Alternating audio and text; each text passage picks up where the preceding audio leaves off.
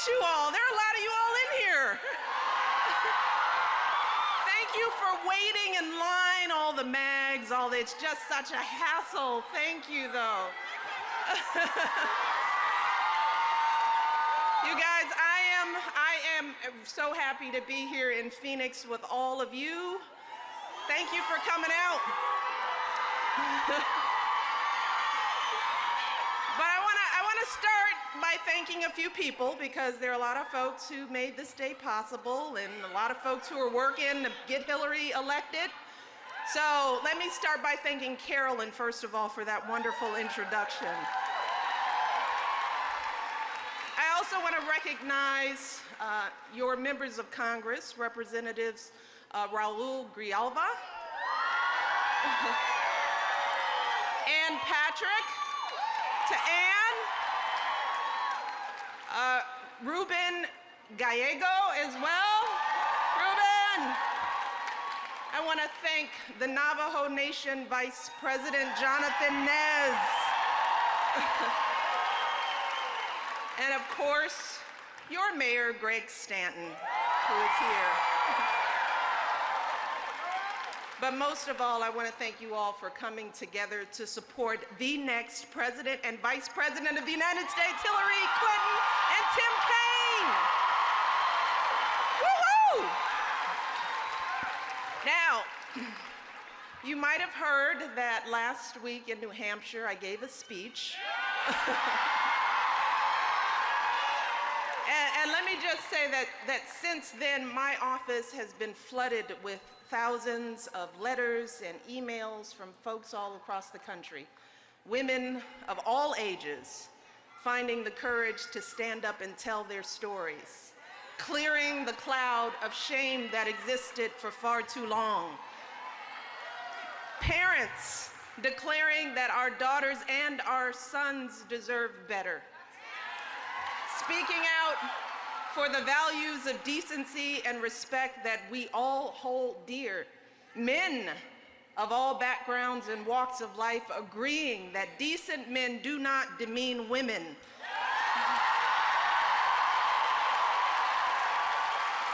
And we shouldn't tolerate this behavior from any man, let alone a man who wants to be the president. And let me just tell you, I have been so moved and so humbled by these responses, by the powerful affirmation of our shared values.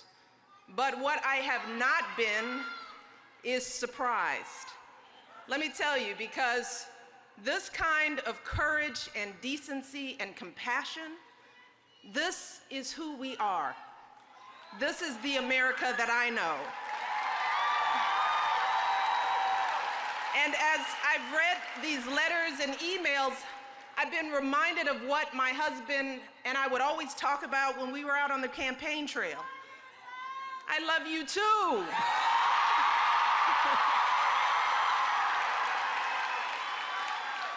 But I have been reminded of the importance of hope. Because let me just say this is what hope looks like. It's that belief that we can be better, that we can do better for our kids, that even in our darkest hours, there's always a brighter day ahead. And if we're willing to work for it and fight for it, we can make it happen. Hope is what keeps our better angels alive. It has been the driving force behind everything we've achieved these last 8 years, and it has been at the heart of my life and my husband's life since the day we were born. And I think that one of the reasons this election has been so difficult for so many of us is because that's what's being lost. In all the hateful, hurtful rhetoric we've been hearing, we're losing hope. You see, in this race, we have a candidate whose vision for our country is completely and utterly lacking in hope. A candidate who tells us that our country is desperate and weak, that our communities are in chaos, that our fellow citizens are a threat. A candidate who calls on us to turn against each other, to build walls, to be afraid. Well, Barack and I and our friend Hillary, we have a very different perspective on this country. One that has everything to do with where we come from and how we were raised. You see, we all grew up in working families. As you know, Barack was raised by a single mother who struggled to pay the bills and by grandparents who stepped up to help. My dad was a shift worker at the city water plant. And let me tell you, he and my mother scrimped and saved every penny to send me and my brother to college.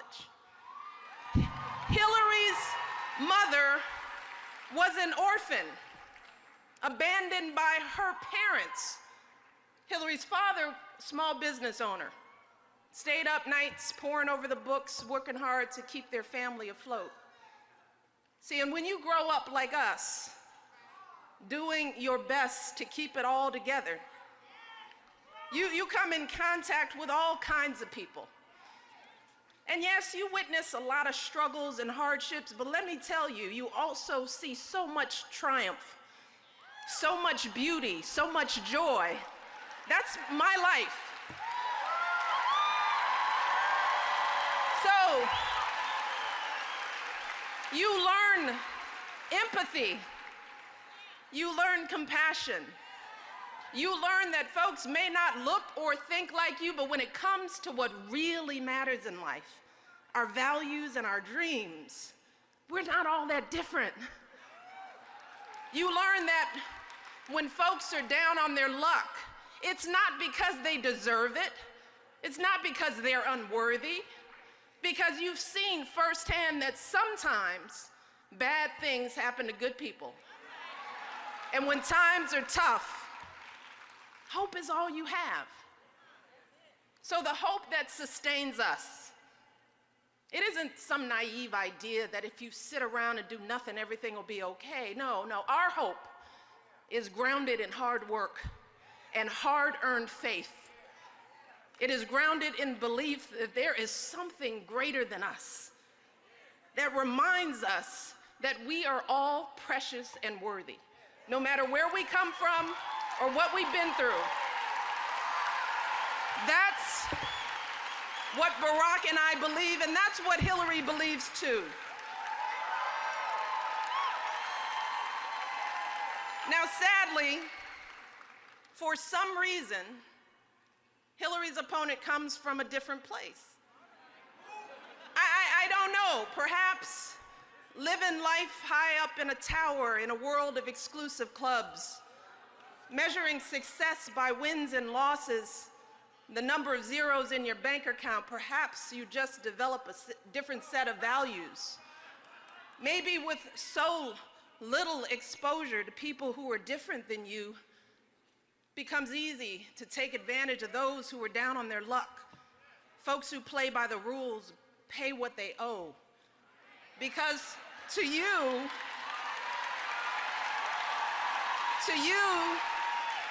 those folks just aren't very smart and seem somehow less deserving. And if you think this way, then it's easy to see this country as us versus them. And it's easy to dehumanize them, to treat them with contempt, because you don't know them. You can't even see them. Maybe that's why this candidate thinks certain immigrants are criminals, instead of folks who work their fingers to the bone to give their kids a better life, to help build the greatest nation on earth, because he doesn't really know them. Maybe that's why he thinks we should be afraid of our Muslim brothers and sisters, because he really has no idea who they are. He doesn't understand that they are us. They are our friends, our family, our neighbors, our colleagues, people of faith, just like so many folks around the country. Maybe that's why he sees veterans enduring the wounds of war as weak, why he insults Gold Star families, folks who've spent months praying not to get that knock at the door. Heroes who love this country so much they're willing to die for it. He just can't see them. Maybe it's easy for him to mock people with disabilities because he's unable to see their strength and their contributions. Maybe that's why he demeans and humiliates women as if we're objects meant solely for pleasure and entertainment rather than human beings worthy of love and respect.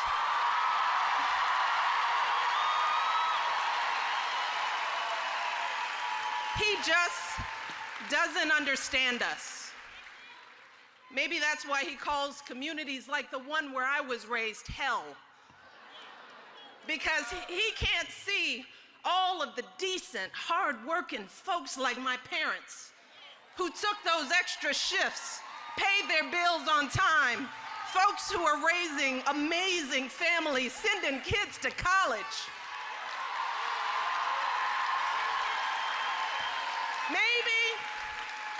Maybe he doesn't believe that people like us really exist because he does not see our shared humanity. And it is becoming increasingly clear that to him, most of America is them. But here's the thing. Look at us. Just look at us. We all know better. We all know better. Whether we're Democrats, Republicans, or independents, it does not matter. We all understand that an attack on any one of us is an attack on all of us.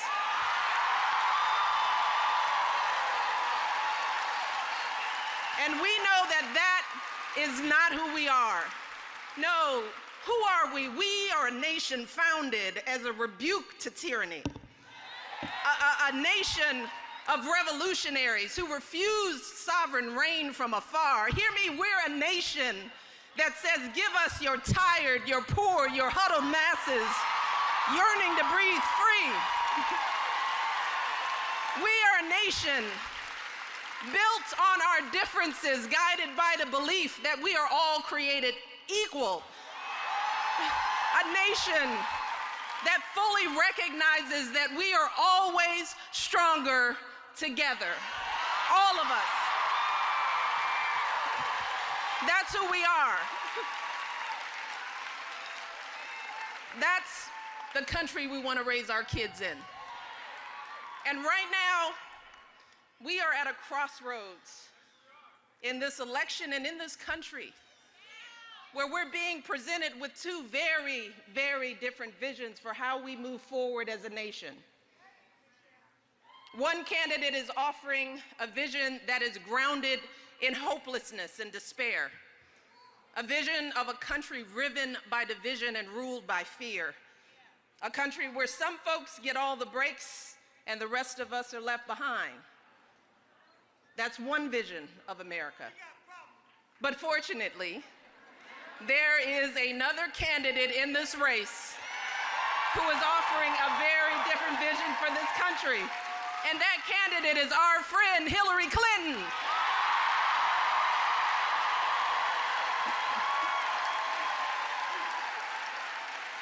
Hillary knows that our country is powerful and vibrant and strong, big enough to have a place for all of us, and that each of us is a precious part of the great American story. Hillary believes in equality, inclusion, liberty, and justice for all, that each of us should have that chance to fulfill our potential and build our shared future.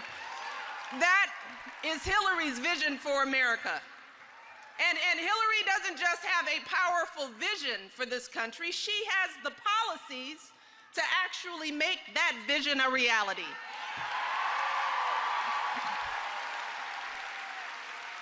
And isn't that what we've been looking for in this election? I mean, I can't tell you how many people have told me that they are desperate to cut through the negativity and the noise and hear what these candidates actually want to do. Well, let me tell you, since the day Hillary launched her campaign, she has been laying out concrete, detailed policies that will actually make a difference in people's lives. Let me tell you, if you're a young person worried about affording college, Hillary has a plan to make your education tuition free and to help folks drowning in college debt. Are you a parent who can't take a day off from work to care for a sick child or an aging parent or give birth? Hillary has a plan for paid family leave that will help you. If you're working 2, 3 jobs and still struggling to get by, Hillary has a plan to raise the minimum wage.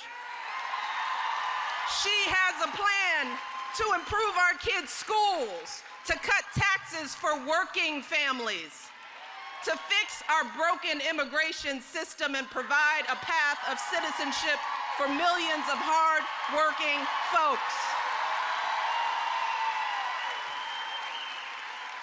Look, I could go on and on. All these plans are on her website, HillaryClinton.com. She has written an entire book about what she plans to do as president. And knowing Hillary like I do, I can pretty much guarantee you that she has been personally involved in every policy that she's issued. Because here's the thing about Hillary. She is a policy wonk. And let me tell you, just for the record, when you are president, that is a good thing.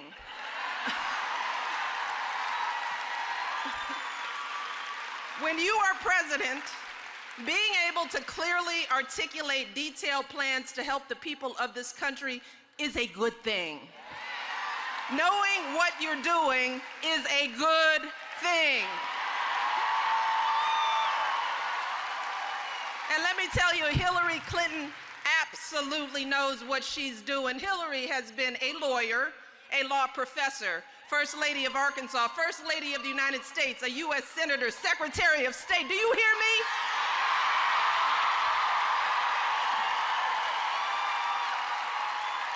Over the course of her career, she has helped pass legislation to get health care for millions of our children, to support our 9/11 first responders and our National Guard and Reserves. She has fought for affordable child care, for equal pay for women, so much more. And as Secretary of State, she traveled the globe, going toe-to-toe with world leaders, keeping our country safe. So Hillary has more experience, more exposure to the presidency than any candidate in our lifetime. More than Barack, more than Bill, and yes, she happens to be a woman.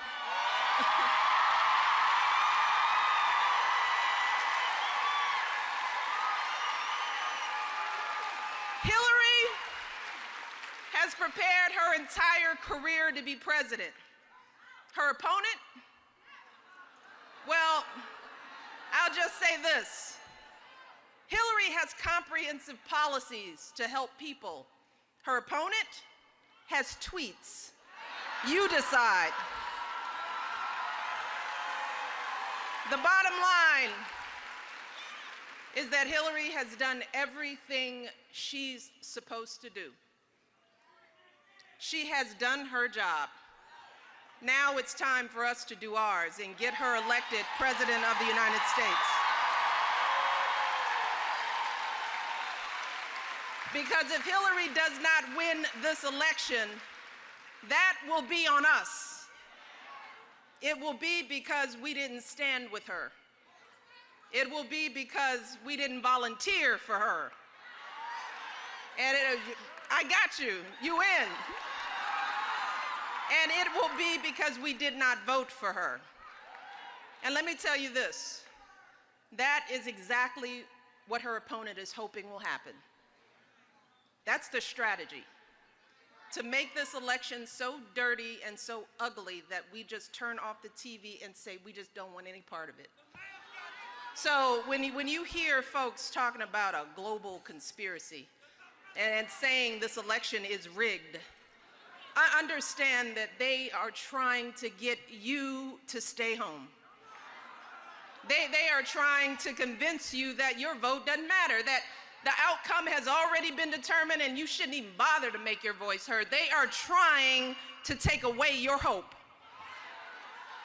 And for the record, our democracy is revered around the world. And free elections are the best way on earth to choose our leaders. This is how we elected John F. Kennedy, Ronald Reagan, 2 George Bushes, Bill Clinton, and Barack Obama. It has worked for decades. We are fortunate, and I have traveled the world, we are fortunate to live in a country where the voters decide our elections. The voters decide who wins and loses, period, end of story. And when a presidential candidate threatens to ignore our voices and reject the outcome of this election, he is threatening the very idea of America itself. And we cannot stand for that. You do not keep American democracy in suspense. Because look, too many people have marched and protested and fought and died for this democracy. Please. But here's the good news. Right now, folks are coming out in droves to vote early and stand up for our values. We are making our voices heard all across this country because when they go low, there you go. There you go. And we cannot let anyone take away our hope.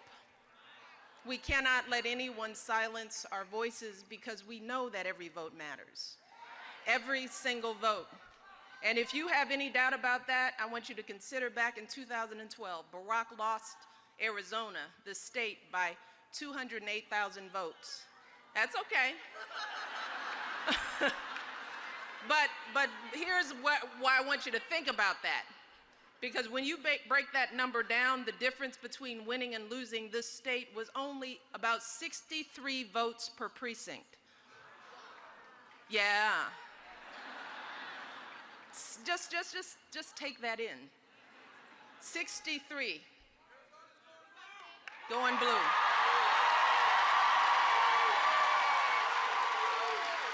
So as you're working and going to the polls, I want you to keep that number in your mind. If 63 people in each precinct had gone the other way, Barack would have won Arizona. And this year, we know it's much closer here in this state. That's why I'm here. So, if you just look around this room, each of you has the power to swing an entire precinct and win this election for Hillary just by getting yourselves, your family, and your friends to vote.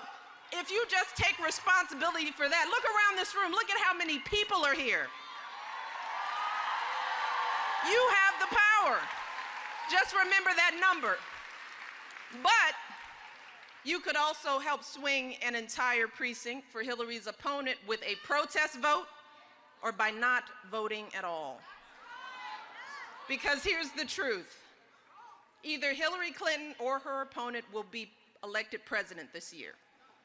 And if you vote for someone other than Hillary, or if you don't vote at all, then you are helping to elect her opponent.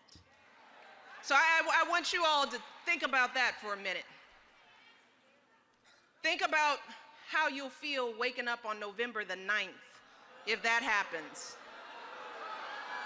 Imagine how you'll feel if you stayed home, if you didn't do everything possible to get this done.